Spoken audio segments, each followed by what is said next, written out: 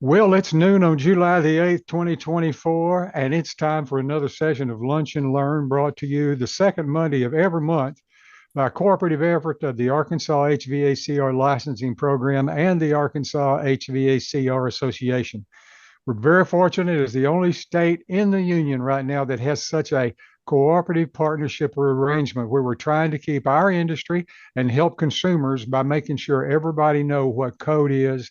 And there's always things in code that you may not have been aware of. Today, extra special because we have Doug Pearson, who is the inspector from down in southern Arkansas, who's filling in for Tony. Going to do a great job. Doug, hello, sir. Hello, Tom. How long have you been an inspector down there? 28 years. 20, long enough to know better, right? Yes. uh, I love visiting with our inspectors around the state because all of them have a deep commitment to serving consumers, and ultimately they serve the consumers by helping contractors know how to do things correctly. We're going to be jumping right into our topic of the day, which is drips or sediment traps. We're taking that from the 2021 IMC and the 2021 International Fuel Gas Code. So everything that we talk about goes right back to a code that's been established to make sure that we do a greater job for our consumers. Doug, we're talking about drip legs and sediment traps. What's the difference? Well, a drip leg is in the line to trap moisture residue that comes through the line with the gas. The sediment trap collects all of the trash along with the moisture that is in the line. So I know until recently that most of us know about drip legs. I'm not sure what is the percentage of people who have been thinking about sediment traps. But I've heard drip legs for a long time, but it's only been since Tony brought up the subject of sediment traps that I didn't realize there was a difference. But that's what we're going to be getting into today: drip legs and sediment traps. Now, the International Fuel Gas Code has some definitions that we probably ought to look at. Now, you want to read that first one? All right, it says the 2021 fuel gas code, dry gas, a gas having a moisture or hydrocarbon dew point below any normal temperature to which the gas piping is exposed. Now, interestingly enough, we've been putting in drip legs thinking that there was going to be moisture. We're going to get into that just a little bit more in a second, but it says, read that second one if you would, please. Piping for other than dry gas conditions shall be sloped not less than quarter-inch in 15 feet to prevent traps. Piping for other than dry gas conditions. Well, we're going to get into that just a little bit deeper here in a minute. We'll move on to the next slide. Interestingly, Summit Utilities, which by the way, they are a friend to their consumers and they're a friend to the HVACR industry and the association, because anytime we need to know information, the folks over at Summit are Johnny on the spot to help us understand their world. And it says there that this standard that 7 pounds per million cubic feet. If you got more water than that in the line, one, they don't have it. But should something happen that they do have that much water in the line, they're going to take corrective action. So I think from that, I can pretty well assume that we've got dry gas, at least on the Summit lines in Arkansas. Is that correct? What it sounded like. So we go to the 408.1, which we just sort of talked about a while ago. And since you got to have drip legs, if you got wet gas, I'll call it that, and we don't have wet gas, we're not going to spend a lot of time talking about drip legs, even though wouldn't hurt to have one. Lots of folks have been putting them in for a long time. You don't absolutely have to have them because we got dry gas. And we'll talk some more about that in a minute too. Drips and slope piping. Now then, let's get into the part that we do know we need to have according to the code and the conditions of our gas. Sediment traps. Jump in here. All right, on your sediment traps, They're designed to cause a gas flow to change direction 90 degrees at the sediment collection point, thus causing the solid or liquid contaminants to drop out of the gas flow. So let's see. Do we have a picture of that? We do, don't You we? do right there. So it's turning 90 degrees. So that gas coming down this way is going to want to go this way. But any sediment that's in the line is going to come down here to the sediment trap. Is that Correct. right? That is what they're showing there and what should happen. Now, most of your installation instructions on your gas furnaces, gas appliances will show that diagram. And this is from the commentary figure 408.4 Right. from the International Mechanical Code, and it shows an effective sediment trap. Now, so that evidently that sediment is heavy enough that it will want to keep on going straight instead of turning with the gas. Correct. It will just fall out of the gas because it is heavier. Now, I don't need an exact number, but is there enough sediment in there that you really need a sediment trap? It can be because you don't know what all types of contaminants could be in the gas lines throughout the structure. Uh, you don't know what type of corrosion or something may get started inside the gas piping because of some of the additives to the gas, cause it to flake off internally. And I guess if the guys that are working on the gas lines are anything like I am, they're going to get a little stuff in there when they start putting it back together, aren't they? No, they will. After all, they are human. Here's another example of a sediment trap. And the thing that I wanted you to take note of, if you would please, is you have a gas valve right here. What's that for? That gas valve is to shut the main flow of the gas off so that you can service your equipment, change out components on the equipment, and also take the cap off of the sediment trap or drip leg, depending on which is there, so that you can clean those out, drain the Should moisture out, get all of the trash out of there, and then recap it and move on from there. should that be part of a regular maintenance program to remove that sediment cap and clean it out and then put it back on? I would say yes, ever so often it would need to be cleaned out. I don't know how long it would take for it to fill up completely, but at some point in time, it could possibly get completely full of possibly moisture. So, well, you just answered my question. I was going to ask about how often do you think it needs to be cleaned? I don't guess there's any way to know. So just as a way of protecting yourself every few years, every year, what do you think? You Yeah. could you could start out a preventative maintenance on it, and Now, here's some examples of a sediment trap. In this case, what do we have right here? that is a pressure regulator in the gas line that is probably taking the gas from pounds to ounces. So the gas is going to come through here, convert from pounds to ounces, and then it's going to take a right turn, and the sediment's going to drop down here in the sediment trap. Yes. Well, how are they going to how are they going to do preventive maintenance on this? Where is their valve? There is no shut-off valve that we can see in that line. So it would need to have a valve before the regulator. Okay, the code 409.5.1 says that a shut-off valve shall be within 6 feet of the appliance. So if this was new construction and you were inspecting this, would this pass? It would not. Well, I say that it wouldn't. The photo is not showing a shut-off valve. There could be a valve somewhere to the right of that support Way on over the here. gas line there that we're not able to see. But if it is not one there, it would have to have a gas valve added. Boy, that as much piping as is going on right here, that would certainly be a disappointment, wouldn't it, to It have would to be. take that apart and do that. Anyway, that's so it is life. Now, this right out of the commentary says this is a less effective or ineffective sediment trap? Uh, I don't see where it's a sediment trap at all. Do you? That is the drip leg that they're Yeah. referring to. Huh.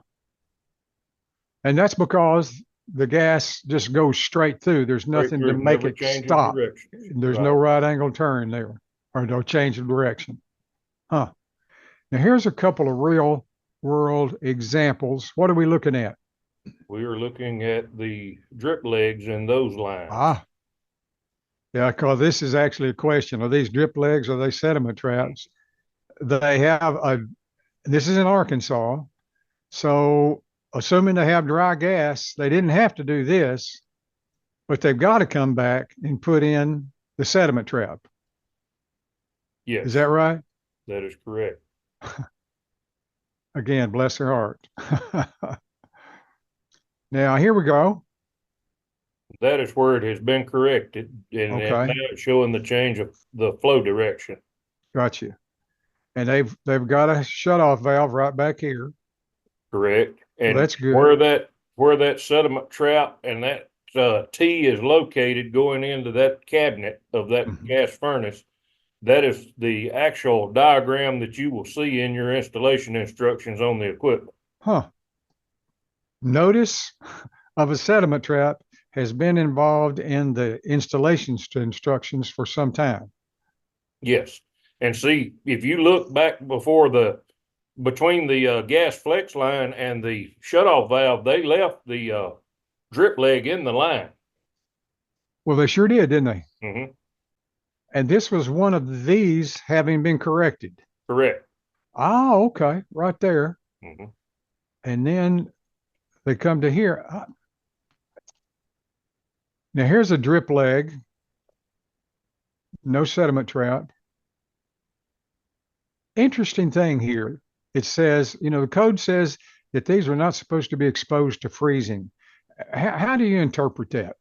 Well, it would be warmer if that was inside the cabinet, but you put it inside the cabinet, uh, chances are no one's going to see it. So Yeah.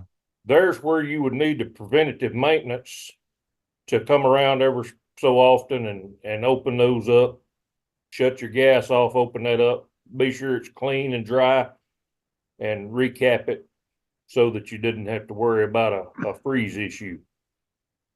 I would prefer to see that just a little bit longer on that nipple that they're using for the. You beat me to it. I was going to ask that in the case of if you didn't want to have to make that part of a regular maintenance program, could you make that a little bit longer and not have to worry about it as frequently? Should be able to, and it wouldn't really cause an issue. Okay. Huh. Now then, we have a sediment trap right here. Gas is coming through, changing direction, going up. Therefore, then the sediment's going to drop down here to the trap. But I don't see a valve. There's no shut-off valve in that line. Do you think it's possible that maybe they were thinking that this regulator could also serve as a shutoff valve? I, it's possible. I mean, but you wouldn't think that they would expect that because there is no shut-off on that Okay. regulator. And you got to have a way to shut it off if you're going to do maintenance, don't you? Right. And the code says it's got to be within 6 feet of the appliance. Yes. Okay. Here we have an example of a sediment trap on a 90 plus water heater. Yes, it is. It's good looking. What is this? Really can't tell what's going on here. I can see a shut-off valve with a gas flex connected to it going into the cabinet underneath the cabinet of the equipment, but you can't tell if you've got a sediment trap or a drip leg, either one in the line. If There's they not did, it enough would, room under the equipment to put one, so it would have to be located before the valve. in which case, they couldn't shut it off in order to Right. maintain the drip leg or the sediment trap. Correct. Okay. Well, Doug, kind of off the subject just a minute. You've been with the department for 28 years. Is that what you said? Yes. Down there, has the whole time been spent down there in South Central Arkansas? South Arkansas, and then whatever other was sent to me to cover. Yeah, yeah. And I'm going to ask you a question here that we probably shouldn't ask right now, but I'm going to anyhow. And that is, if you have an opportunity now to speak to all of your contractors at one time, those that are listening into the Lunch and Learn, what would be a message that you would like for them to have from your perspective as a man out there in the field doing the inspections? Be sure you get you a code book every time that we have a code cycle and update so that you can stay up to date on all of the codes and educate your guys on what's going on, because a lot of the time what we run into out here in the field is not the license holders mistake. It's a lot of times it's some of the guys are going out and they just have not been taught the proper way of doing installations on this equipment, and it creates conflicts with code and instructions. Read and follow the directions would be the best thing, and then anything that you have questions about, call your local inspector and talk to him about it, because he'll be glad to help you. You know, that, and a lot of times, regretfully, a lot of contractors, a lot of guys in the field, they really don't want to talk to an inspector because they don't want to get caught doing something. And it's almost like they're worried about it, even when they're trying to do right. Right. One thing though that they can do is they can watch these lunch and learns. We've got a backlog of about 2 years or so, where Tony and you guys have gone into all these issues of code, and we only talk about the issues of code because you see them arising on a frequent basis. And so if it shows up here on Lunch and Learn, you've probably seen it several times and know that, well, hey, maybe not everybody knew what we thought they knew. Right. This is a great avenue for education. Well, here's we go back to it. Here we go. We got a gas valve here. Is this a sediment or a drip? That is a sediment. Yeah. Okay. Gas is turning. Very good. Again, it talks about drips and slopes, except in the case of dry gas. But one of the things I was thinking about, wouldn't it be a good idea to have a slope in your gas line, whether the gas is dry or not? Would you never can tell when something may happen on the supply side way down the line somewhere, and you wind up with some moisture or something in your line, contaminants that needs to be, and if it's gets any moisture in that line, you can, if you've got that slope, it's letting everything move forward and get to the drip leg or sediment trap so that it is not forced into your equipment. Mm-hmm. Well, you kind of got ahead of me there, because I was going to ask you the question. Let's say we've got a fella who's, way out in the country, never going to see an inspector. He's kind of saying, oh, who cares about this stuff? Why would he care about making sure he had a drip leg or a sediment trap? What's the benefit for him and the consumer to do it other than not getting caught? The contaminants that are in the systems out in the country, a lot of times you're on LP gas, which is regulated by the LP gas board, but they still use a lot of copper on running their lines to your structures, and that copper has a tendency to flake off and stop up valves, things of that nature. If you wind up with losing pressure between your tank and your home, and for some reason the line underground gets water in it because it has lost pressure for it, just say because you run out of gas. Okay. If you've got all of this designed and set up properly, it can trap all of that stuff and prevent it from getting into the valves. Back in my early years, I've seen several gas valves that you take the lines off of, and it'd be just a black flake of something about the size of your small fingernail, and it would have your valves stopped up to where they wouldn't function properly. And, if it had had the drip legs and the sediment traps and the fall on the pipe like it should, chances are it could have prevented all of that from happening and damaging those valves to where they didn't function. You know, we've got a lot of guys. That's not right. There are some guys whose attitude is, well, if I'm not going to get caught, then I'm not going to do.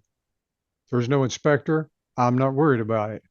And that's why I like to ask these kinds of questions of, okay, why do we care? I mean, how does it affect the contractor? How does it affect the homeowner? Not the inspector, but how does it affect primarily that homeowner? And you just answered that. And I appreciate that It's because an if added expense to that homeowner if things are not done properly because you've got malfunctioning equipment uh, before it's time. mhm. Well, the thing about code is to me, it's a compilation of experiences from a lot of different people. And just because it's never happened to me doesn't mean it's not going to happen to me. And if I am forewarned, I am forearmed to be able to protect myself and my homeowner. Now then, this I think may be the last picture. What are we looking at here?